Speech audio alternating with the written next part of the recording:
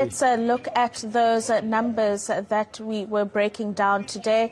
Makwe Masilela standing by from Makwe Fund Managers. A very good afternoon to you as usual, Makwe. Let's start with the JSE movements that we saw today. So we saw the JSE with losses across most of the boards. Interestingly, despite the weaker rand, financials did rather well today. What would you say were some of the big contributors to the movements that we saw today? Yesterday was a particularly difficult day for the retailers, with Pick and Pay leading those losses. I think markets, they're starting to realize that they cannot force the central banker's hand, because we know the guys indicated, I think it was at a symposium in some time in Europe, somewhere in Europe, telling us that they still have 2 more interest rates that they have to put this year. They did one that markets thought, no, the guys are probably joking, they should be cutting. But as we continue to get confirmation from central bank officials that yes, they still feel that interest rates are still to be increased this year, or they have to remain higher for longer, markets are starting to realize that this guys, they mean business, and also cutting expectations that interest rates might go down sometime early next year. Markets are realizing that no, it's not going to happen anytime soon. And maybe the question here is, last year, markets were more about adjusting to higher interest rates. This year is about the market adjusting to interest rates which will stay elevated for much longer, and that is why we see the bond yields going up.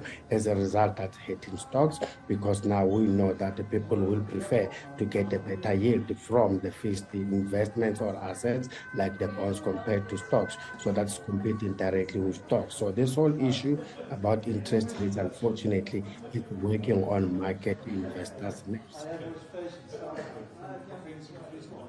Yeah, and of course we don't benefit at all from the lower price of Brent crude, which has declined because the rand is then set to remain elevated based on the factors that you've just pointed out to us here.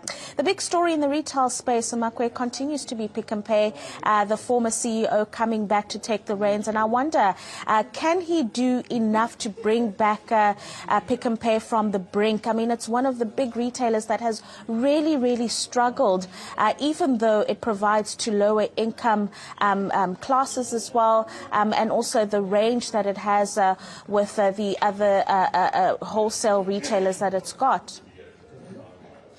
Pick and Pay didn't have plan B, When they immediately fired the guy, they had to resort to someone that they know, he knows the company and at least understand the industry back home here, even though he's not been in the country for quite some time. But the long and short is that Pick and Pay, do they have a name to build on or capitalize on? Definitely they do. Do they have the balance sheet to be able to implement the right strategy? Definitely they do. But yes, competition continues to intensify, not just on the lower LSM. The likes of Boxers are struggling to cope with the likes of USAFE, and also we know the likes of Woolworths are also trying to get into the township market. But the biggest thing here is that as much as they face load shedding, a constraint as a consumer, other retailers as well had that very same problem. So it's for them to start implementing the right strategy so that they can capture the right market share, especially when it comes to Pick and Pay as a supermarkets, because those are the ones we continue to do badly compared to the likes of Boxer, which managed to increase their sales volumes. But will the current guy be able to do the job? I think it's a question of how hard they push on their strategy, or maybe adjust this here and there to make sure that it moves quite efficiently and faster, so that they can at least start competing to the other guys. Even the share price has not done well at all, for the past few years. So we cannot just blame this whole thing on COVID. We cannot just blame it on load shedding. It just has been a bad management when it comes from the side of Pick and Pay. And definitely, it's not just going to take one CEO to be able to get the Pick and Pay to where it used to be. It has to be a serious teamwork. Finally, Makwe, a new park property group releasing a trading statement. They're indicating that they're likely to see the tough conditions ease, therefore issuing a dividend, but they're also likely, or confident rather, that their tenants are going to default a little less on rentals as the retail space gets back into a space that it was before the pandemic. They, of course, own the likes of 24 Central in Sandton and the like.